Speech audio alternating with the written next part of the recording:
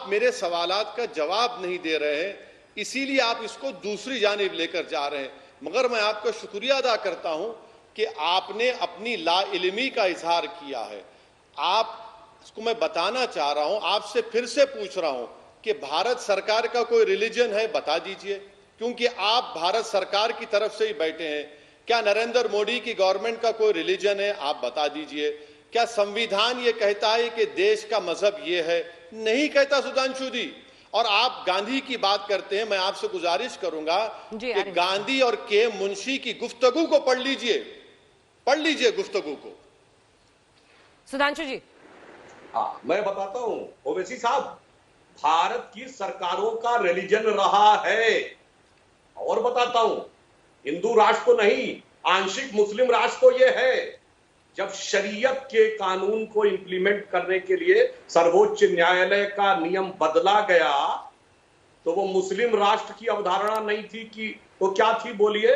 तब कोई एक शब्द निकला था सेक्युलरिज्म के चैंपियनों के मुंह से कि उस औरत को 80 रुपया नहीं मिलना चाहिए। चूंकि धार्मिक मामला है, तो वो शरीयत का लॉ किसने लागू किया? भारत की संसद ने। आवाज 4 बीवी का नियम किसने रखा? मुस्लिम पर्सनल लॉ बोर्ड अडॉप्ट किया भारत की संसद ने। अब बोलिए जनाब। और भारत के प्रधानमंत्री स्वर्गीय नरसिम्हा राव ने कांग्रेस में प्रस्ताव पारित करके कहा, तथाकथित बाबरी मस्जिद हम फिर बनाएंगे। जहां तक मेरी जानकारी है, इस्लामी मान्यता के अनुसार गैर मुस्लिम नहीं बना सकता।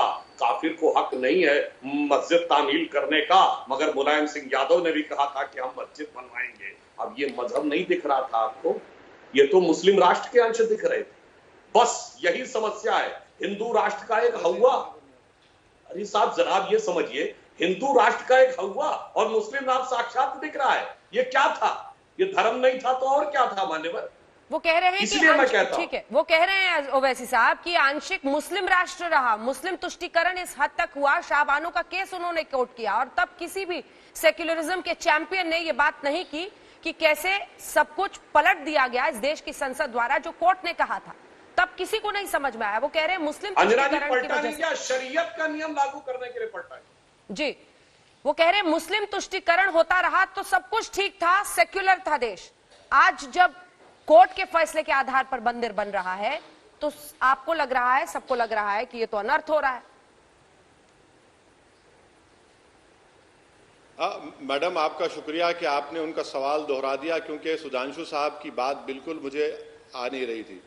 सुधांशु जी, जहां तक मुस्लिम पर्सनल लॉ कानून का मामला है, वो तो हमारे कानून का हिस्सा है ना, वो तो हमारे कानून का हिस्सा है, वो इंडियन लॉ है। आप उस पर क्या करना चाहेंगे, बता दीजिए आप। हमने उसको लॉ माना। आप बात करते हैं शाहबानों की। सुधांशु जी, शाहबानों का जो उसके बाद जो कानून बनाया गया, उसको सुप्रीम कोर्ट ने एक जजमेंट में उस कानून को माना। सुधांशु जी, आप आज बड़े तैयारी करके नहीं आए हैं। आप 1200 साल की गुलामी करते। सुधांशु जी, आप मैथ्स में इतना वीक क्यों है? अगर आप, चलिए आपकी बात को मान लेता हूं, भाई मुसलमानों ने, जो मुगल थे, जो खिलजीज थे, भाई वो 450 साल थे सुधांशु जी। अब आप बताइए कि फिर जो बचे 600 साल हैं, 550 साल है, वो कहां गए? सुधांशु जी, क्या आप ये भी कह रहे हैं कि आप उसको गुलामी का पीरियड मारते? जब बौद्ध मजहब के लोग थे, जैन मजहब के लोग थे, उसको भी गुलामी मानते हैं आप? ये पहली मर्तबा मालूम हो रहा है। और सुधांशु जी, आप एक बात, आप पढ़ के क्यों नहीं आए आज? आप समझ में नहीं आ रहा कि आप इतनी हवाई बातें कर रहे हैं जिनका हकीकत से कोई ताल्लुक ही नहीं है।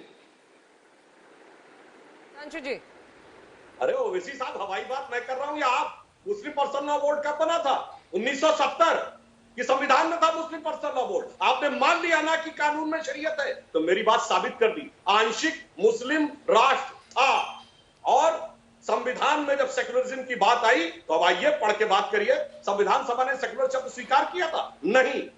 जब उसमें बहस हुई डॉक्टर अंबेडकर की अध्यक्षता में, Loknath Mishra, H.N.. Mukherjee, Pandit Jawaharlal Nehru, constituent assembly की डिबेट पढ़ लीजिए। क्या सवाल आया कि अगर अल्पसंख्यक होगा तो सेक्युलर नहीं हो सकता, क्यों? किसी सेक्युलर देश में माइनॉरिटी नहीं होता, और अगर माइनॉरिटी होगा तो सेक्युलर नहीं होगा, सेक्युलर होगा तो माइनॉरिटी नहीं होगा। पर कहा गया माइनॉरिटी रखना है, इसलिए सेक्युलर नहीं रखना है।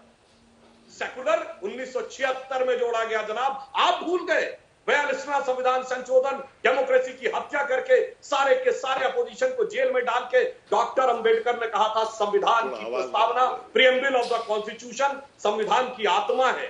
उस आत्मा को बदल दिया गया जनाब। 70 में आया है मुस्लिम पर्सनल लॉ बोर्ड, और आप बड़े एलानिया कह रहे हैं कानून है, तो मेरी बात साबित कर रहे हैं ना कि कानून इस्लामिक नियमों को मान्यता देता है। हिंदू का तो कोई नियम हमने कभी कहा ही नहीं लागू कर रहे, हम तो कहते हैं मॉडर्न लॉ लागू करो। और बड़ी मजेदार बात है साहब, बहुत मजेदार बात है, आप ये बात कह रहे जो आपने 1200 साल गुलामी की बात कही, आप भी लगता कुछ भूल गए। ये जैन और बौद्ध क्या 1200 साल पहले हुए थे? भगवान महावीर 569 बीसी और भगवान बुद्ध 569, भगवान महावीर 599 बीसी। जनाब 2700-2600 साल पहले हुए थे। और ये गुलामी उस दौर की गुलामी है जब कौन आए? अरब आए, तुर्क आए, अफगान आए, उज्बेक आए, ब्रिटिश आए, डच आए। अफसोस मुझे समझ में नहीं आता उससे क्या रिलेशन।